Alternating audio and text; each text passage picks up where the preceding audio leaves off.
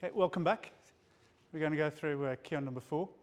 So, big difference with this one is when you start off, you're on the live side.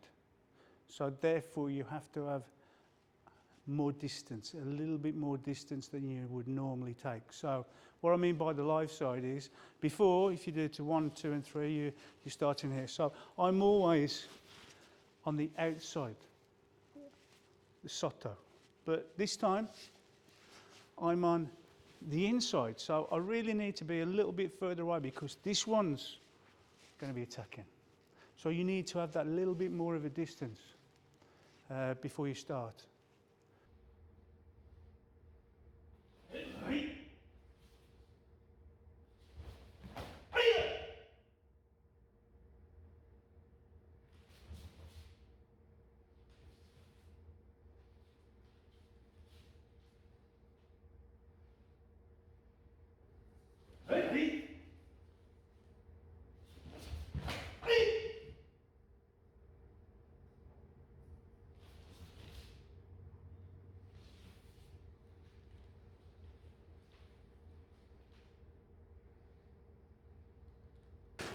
Several points on this one. First one is don't get going back, as I said before.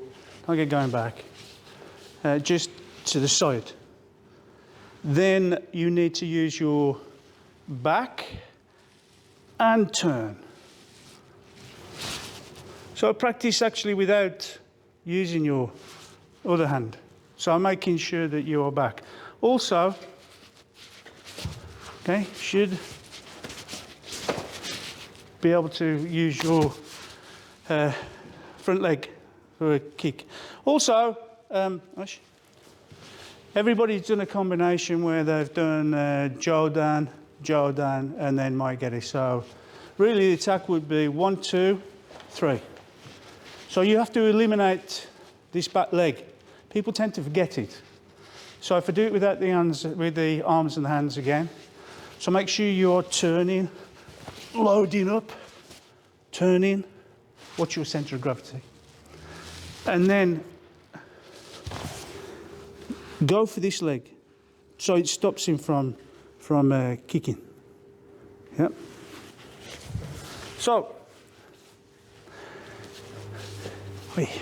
seeing when you actually take this hand, try and come up underneath. So it'll take it across here and high. So it comes up and turns. Yeah, I'm sure some of you practiced with a Y shape, like a fishing rod pole, like a snow plough. Yeah, but that slows this down, this attack. Seen so many times when people have gone in and they're trying to punch here, it does not work. So as soon as you've taken this hand away, make sure you are striking your knuckle underneath.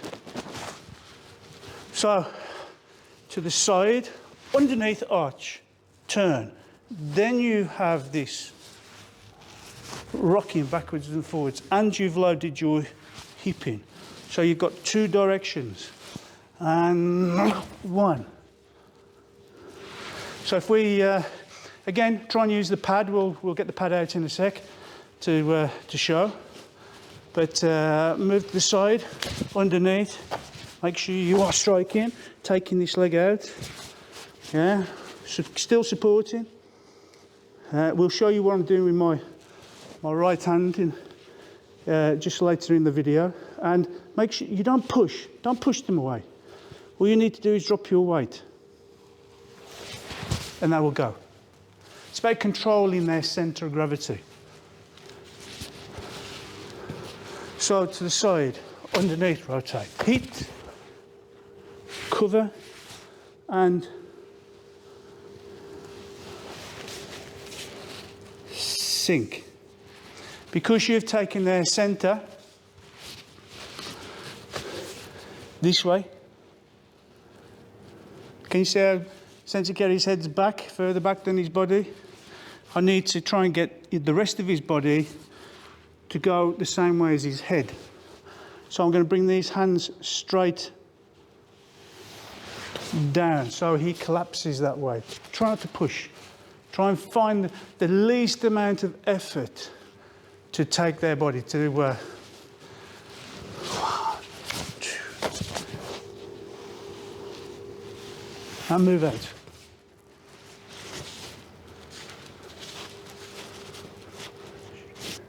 So practice with your fist, because you're not actually trying to hit a vital point while you're hitting this. So just use your fist to protect your knuckle joint. So back, rotate. So make sure your fist goes before your body. Not your body and then trying to hit. Strike. But to get it to go forward.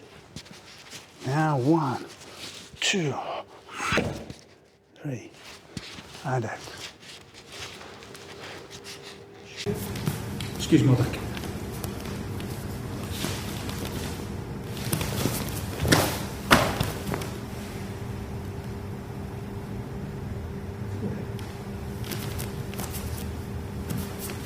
So this is the final position that Uke should find himself in. You've lost your centre, you've lost your spine, you're bent up, and then as Sensei mentioned, as he lowers his centre, that just compresses you even more, so you have to fall back because you can't hold yourself up any longer.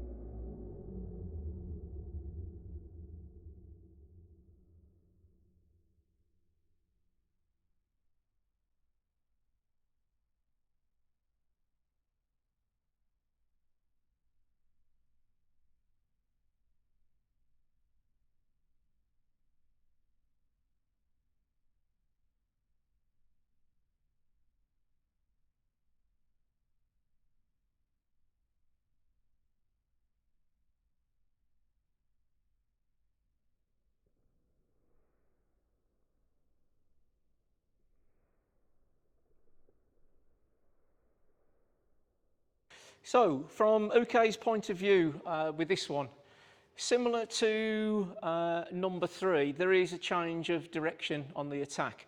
It's not as extreme as number 3 with the Mayageri, but you still have to change direction.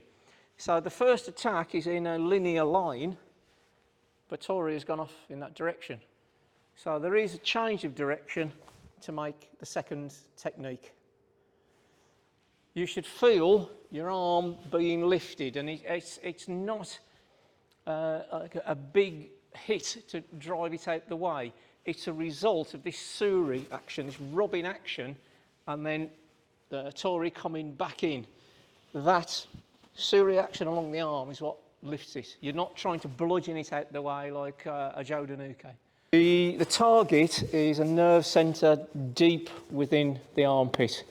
Hence the ippon ken. You need the single knuckle to be able to reach in and deep into the target. It is painful. It's quite a powerful shot, and when you start generating some force with the body, it's quite a bad, deep pain. So just be a little bit careful. Be aware of what the target is and what you're trying to achieve, but don't do it too often. The nerves can get a little bit agitated otherwise.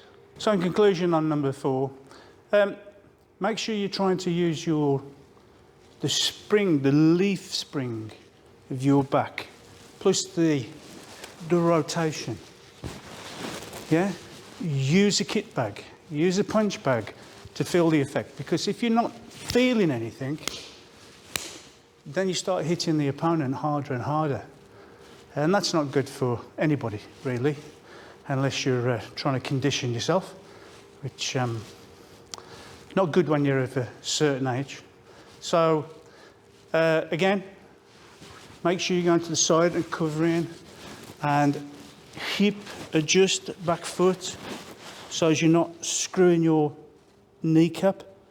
You start damaging your body, your knee. It's the worst operation.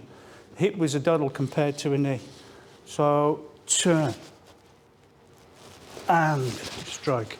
So to practice it, try and use your pinanidan. Yeah, one.